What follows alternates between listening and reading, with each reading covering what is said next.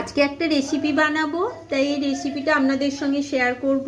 তো রেসিপিটা কি বানাচ্ছি আপনারা একটু বলবেন তো, আমরা কি নাম রাখতে পারি এই রেসিপিটার। তার তেলের ভিতরে শুকনো লঙ্কা আর কালো জিরে দিয়ে দিলাম। এই যে বাটাটা বেটে রেখেছিলাম সেইটা দিয়ে দিলাম। এর সঙ্গে লঙ্কা মিক্সড করেছি, লবণ, শুধু লবণই দেব, আর কিছু অ্যাড করব না এর সঙ্গে।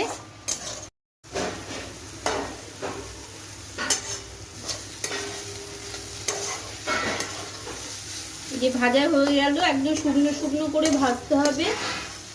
আর এটা গরম ভাতে যা লাগবে না খেতে। রেসিপিটা কিন্তু হয়ে গেছে। এবার আপনারা কিন্তু কমেন্টে জানাবেন এই রেসিপিটা কি নাম রাখবো আমরা।